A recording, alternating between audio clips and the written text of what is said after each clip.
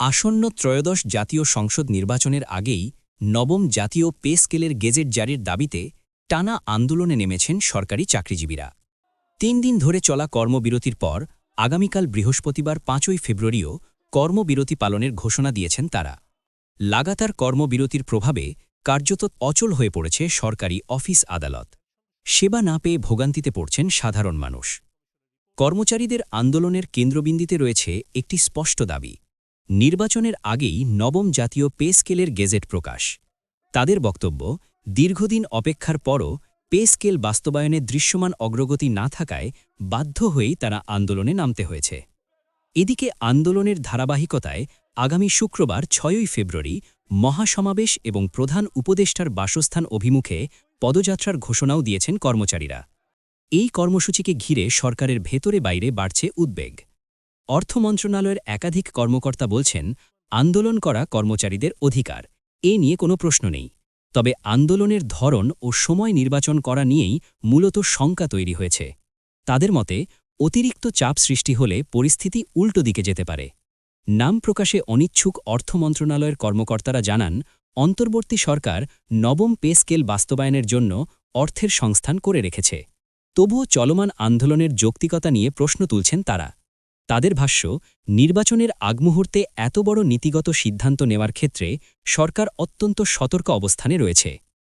অর্থ মন্ত্রণালয়ের এক কর্মকর্তা স্পষ্ট করে বলেন, নির্বাচনের আগে নবম জাতীয় পে স্কেলের গেজেট প্রকাশের সম্ভাবনা খুবই কম, কারণ উপদেষ্টা পরিষদের বৈঠকে পে স্কেল নিয়ে ইতোমধ্যেই বিরূপ প্রতিক্রিয়া দেখা গেছে।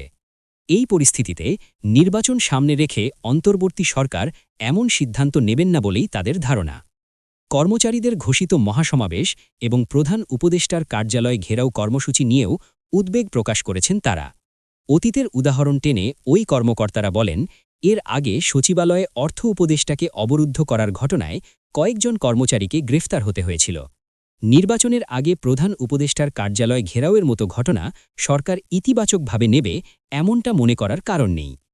এরই মধ্যে পে স্কেল এবং দেশের অর্থনৈতিক অবস্থা নিয়ে মুখ খুলেছেন অর্থ উপদেষ্টা ড সালেহ উদ্দিন আহমেদ।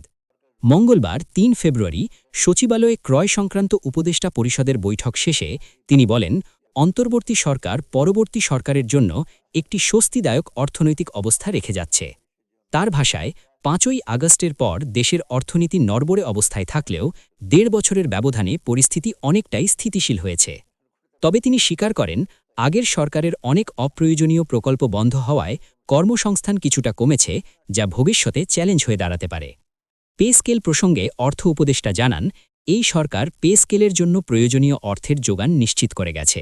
ফলে পরবর্তী নির্বাচিত সরকার এসে এই সিদ্ধান্ত পরিবর্তন করতে পারবেন না। তবে বাস্তবায়নে কিছুটা সময় লাগতে পারে বলে তিনি ইঙ্গিত দেন। তিনি আরও বলেন, সরকার গণভোটের জন্যও বাজেটে বরাদ্দ রেখেছে, তবে হ্যাঁ ভোটের জন্য নয়। গণভোট আয়োজনের কারণেই এবার নির্বাচনের ব্যয় অন্য সময়ের তুলনায় বেশি হচ্ছে। সব মিলিয়ে একদিকে সরকারি চাকরিজীবীদের টানা আন্দোলন, অন্যদিকে নির্বাচনের আগে বড় সিদ্ধান্ত নিতে সরকারের সতর্কতা। এই দুয়ের টানাপোড়েনে দাঁড়িয়ে আছে নবম জাতীয় পে স্কেলের গেজেট। প্রশ্ন থেকে যাচ্ছে, নির্বাচনের আগেই কি কর্মচারীদের এই দীর্ঘ প্রতীক্ষার অবসান ঘটবে, নাকি আরও দীর্ঘ হবে অনিশ্চয়তার সময়?